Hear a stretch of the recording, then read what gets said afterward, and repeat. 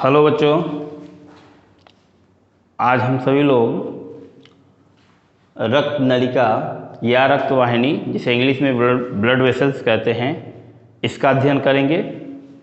ठीक है, तो आइए जानते हैं रक्त नलिका या रक्त वाहिनी क्या है।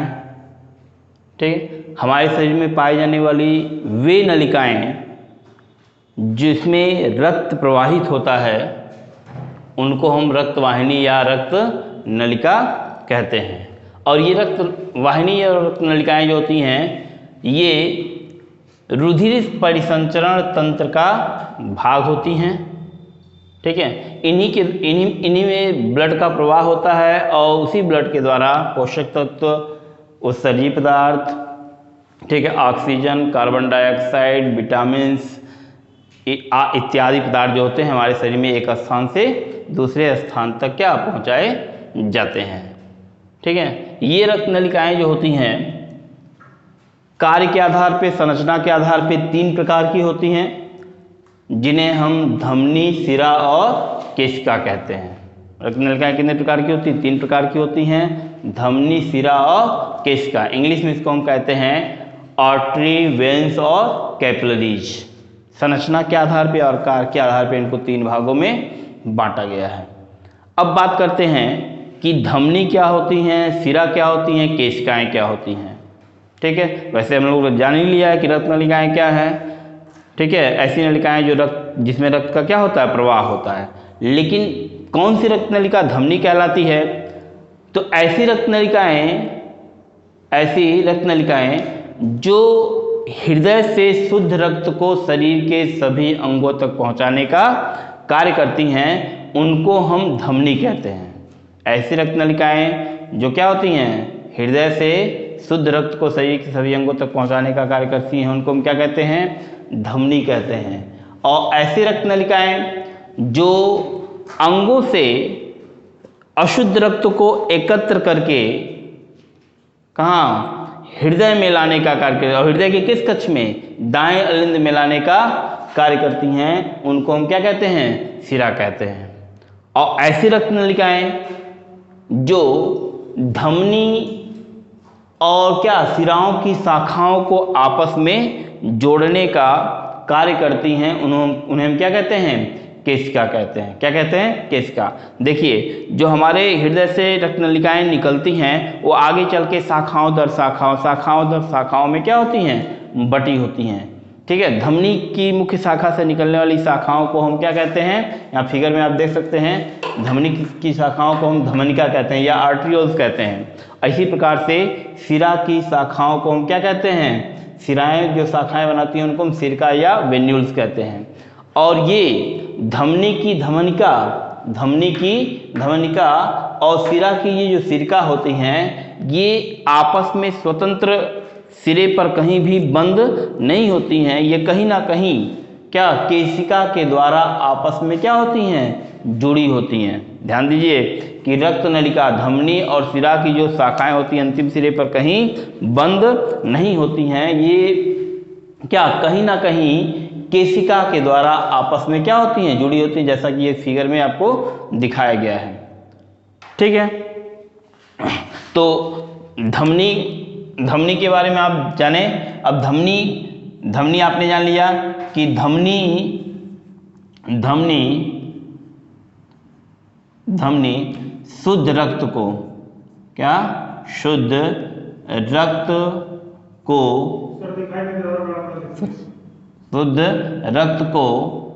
शरीर के सभी भागों तक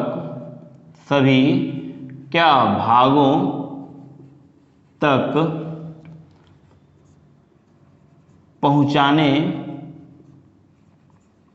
का कार्य करती हैं।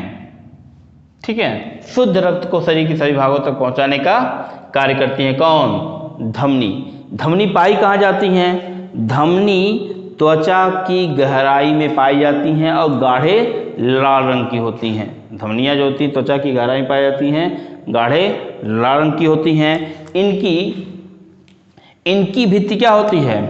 मोटी होती है। अगर धमनी की बात करें तो धमनी की जो भित्ति होती है ये मोटी होती है।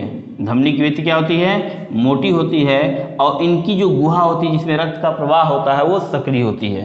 क्या होती है? सक्रिय होती है। ठीक है, चूंकि इसकी गुहा सक्रिय होती है, इसमें रक्त जो होता है अधिक दाब के साथ बहता है।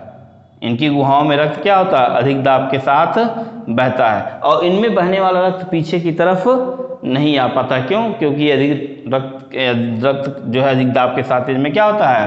प्रवाहित होता है।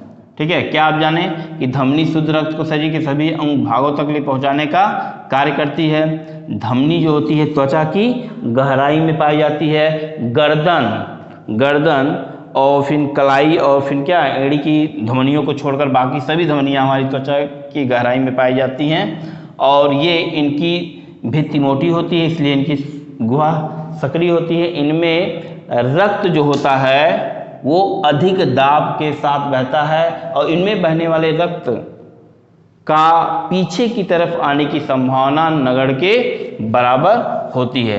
तो ये फीचर होते हैं, ये गुण होते हैं क्या? धमनियों में। ठीक, इसी प्रकार से सिरा की बात करें तो सिरा जो होती हैं ऐसी रक्त नलिकाएं होती हैं जो पूरे शरीर से अशुद्ध रक्त को एकत्र करती हैं और एकत्र करने के पश्चात उनको हृदय में लाने का कार्य करती हैं, अशुद्ध रक्त को। इनकी बात करें तो ये हमारी त्वचा के समीप पाई जाती हैं। नीले रंग या हरे रंग के रूप में ये दिखाई देती हैं। इनमें क्या होता है? अशुद्ध रक्त बहता है। और इनकी दीवार जो होती है पतली होती है। इनकी दीवार की बात करें तो इनकी दीवार जो होती है ये पतली होती है, जिससे इनकी गुहा चौड़ी होती है। इनमें रक्त जो होता है कम दाब के साथ बहता है। क्या होता है? कम दाब के साथ बहता है। ठीक है, इनमें जगह जगह पर, अगर सिरा की बात करें तो सिरा में जगह जगह पर, ये मान लीजिए सिरा है तो सिरा में जगह जगह पर ये कपाट पाए जाते हैं। क्या पाए जाते हैं? कपाट पाए जाते हैं जो आगे बढ़े हुए रक्त को पुनः पीछे आने से रोकने का कार्य करते हैं। ठीक, अब यहाँ पे केशिका क्या है? तो केशिका आपको फिगर से दिखाई दे रहा है। केशिका जो होता है ये एक कोशिका मोटी, अत्यंत पतली एक कोशिका मोटी एंडोइपिथेलियम की बनी रक्त नलिकाएं होती हैं जो धमनी और सिरा की शाखाओं को आपस में जोड़ने का कार्य करती हैं। यानी धमनी की धमनिका और सिरा की सिरका को आपस में क्या करती हैं? जोड़ने का कार्य करती हैं। कौन? केशिकाएं। हम जानते भी हैं कि रक्त और कोशिका के बीच पदार्थों का क्या होता है? आदान प्रदान होता है। और ये आदान प्रदान धमनी और धमनिका की भित्तियों के द्वारा नहीं होता है, न सिरा और सिरा की भित्तियों के द्वारा नहीं होता है। किन की भित्तियों के द्वारा होता है? केशिका की भित्तियों के द्वारा होता है। क्यों? क्योंकि केशिका की जो भित्ति होती है वो अत्यंत पतली एंडोइपिथेलियम की बनी होती है। यानी ऑक्सीजन रक्त से कोशिका में और कार्बन डाइऑक्साइड कहाँ? कोशिका से रक्त में, या भोज्य पदार्थ कहाँ? रक्त से कोशिका में। इन सभी का आदान प्रदान जो होता है वो केशिका की भित्ति के द्वारा ही होता है। ठीक है, आइए सबसे इम्पोर्टेंट जो बात है ये बहुत पूछता है बोर्ड परीक्षा में कि धमनी और सिरा में अंतर बताइए। धमनी और सिरा में क्या अंतर की अगर हम बात करें तो देखिए धमनी सिरा में क्या अंतर है। धमनी और सिरा की बात हम करें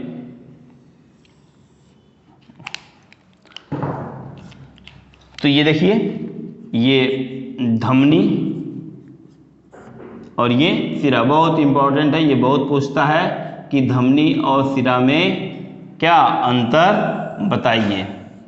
ठीक, तो पहला अंतर क्या है?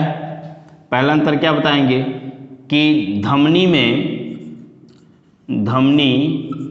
में शुद्ध रक्त बहता है। शुद्ध रक्त बहता है, लेकिन जान लीजिए एक धमनी को छोड़कर। किसको? पल्मोनरी धमनी को छोड़कर। क्या? पल्मोनरी धमनी को क्या छोड़कर, पल्मोनरी धमनी को छोड़कर पल्मोनरी धमनी को छोड़कर जितनी भी धमनियां हमारे शरीर में पाई जाती हैं, जिनमें सभी में शुद्ध रक्त बहता है। इसी प्रकार से क्या बताएंगे कि शिरा में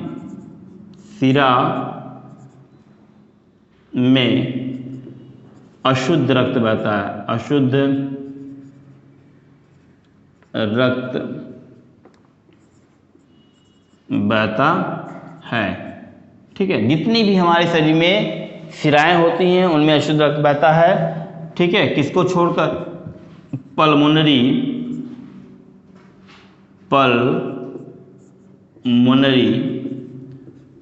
शिराओं को छोड़कर। आप जानते हैं हृदय के बाएं अलिंद से 4 पल्मोनरी शिराएं लगी होती हैं, उन पल्मोनरी शिराओं को छोड़कर बाकी जितने भी हमारे शरीर में शिराएं होती हैं उनमें कैसा रक्त बहता है? शुद्ध रक्त। एकदम याद रखने की वाली बात है कि इन पल्मोनरी धमनी को छोड़कर बाकी धमनियों में शुद्ध रक्त बहता है, पल्मोनरी शिरा को छोड़कर बाकी शिराओं में क्या? अशुद्ध रक्त बहता है। ठीक है, अब दूसरी बात क्या बताएंगे कि धमनी का रंग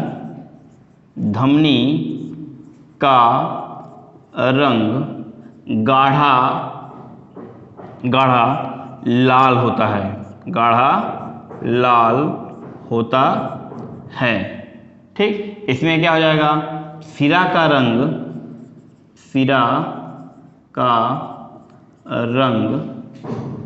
ठीक है नीला या हल्के हरे रंग का होता है। ठीक, ये दूसरा अंतर हो गया। तीसरा अंतर दोनों में क्या है कि जो धमनी होती है, धमनी ये त्वचा की गहराई में, त्वचा की क्या गहराई में पाई जाती हैं। धमनी यानी त्वचा की गहराई में पाई जाती हैं। किनको छोड़कर? गले, कलाई और एड़ी के पास की धमनियों को छोड़कर बाकी धमनियां कहाँ? त्वचा की गहराई में पाई जाती हैं। और वही बात हम करें क्या? शिरा की। तो शिरा जो होती हैं, शिरा जो होती हैं ये त्वचा के समीप पाई जाती हैं। क्या पाई जाती हैं? त्वचा के समीप पाई जाती हैं। कौन? शिराएं। तो ये 3 अंतर हो गए। ठीक, और भी अंतर में क्या है देखिए, और अंतर क्या बताएंगे कि धमनी जो होते हैं इनकी गुहा क्या होती है? इनकी गुहा सक्रिय होती है। क्यों? इनकी गुहा क्या होती है? सक्रिय होती है। क्यों सक्रिय होती है? क्योंकि इनकी भित्ति क्या होती है? मोटी होती है। इनकी भित्ति क्या होती है? मोटी होती है। इसी प्रकार से शिरा की हम बात करें तो शिरा क्या होती है? कि गुहा चौड़ी होती है। तो क्या बताएंगे? धमनी की भित्ति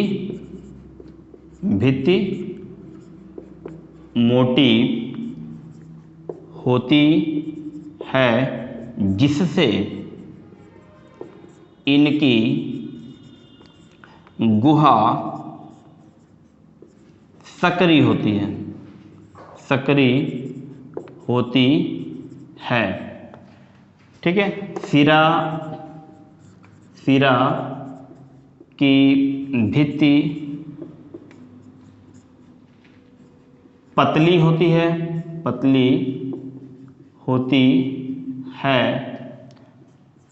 जिससे इनकी गुहा चौड़ी होती है।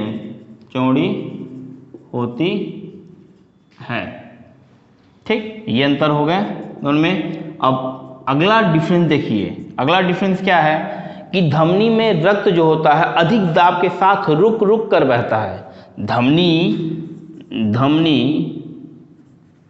में रक्त अधिक दाब के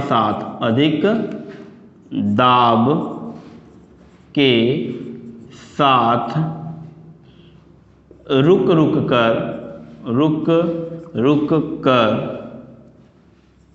कर बहता है। ठीक, और वहीं अगर सिरा की हम बात करें तो जो सिराएं होती हैं, ठीक है, सिरा में रक्त कम दाब के साथ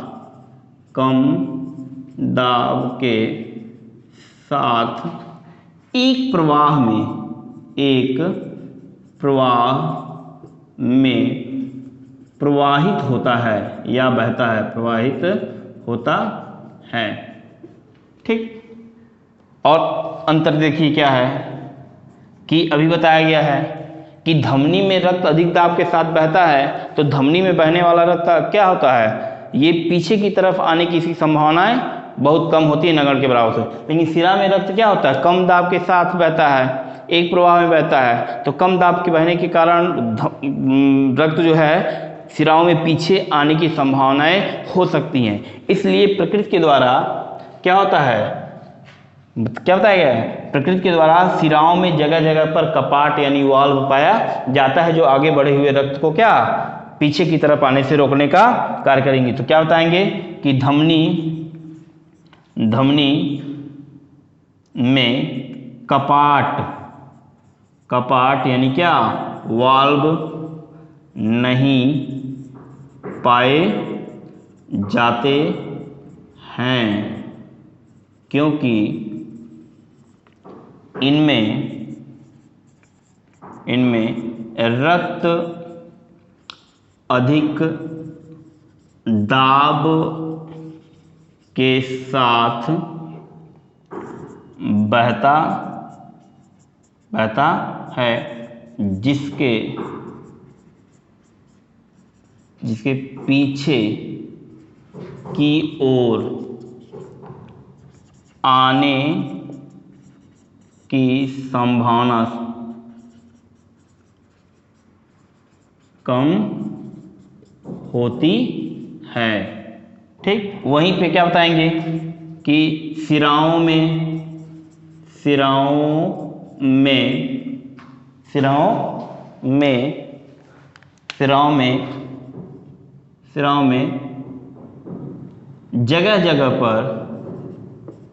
जगह जगह पर कपाट पाया जाता है, जो आगे बढ़े हुए रक्त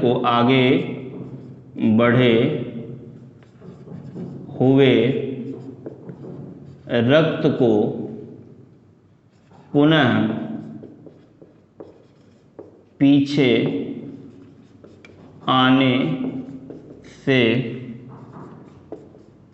रोकते हैं, जो आगे बढ़े हुए रक्त क्या पुनः पीछे आने से रोकते थे। तो ये हो गया धमनी और सिरा में क्या डिफरेंस यानी अंतर हो गए, जो बहुत इंपॉर्टेंट है, बोर्ड परीक्षा में बहुत इसको पूछा जाता है। ठीक है, बस आज के लिए इतना, दैट्स ऑल, थैंक यू।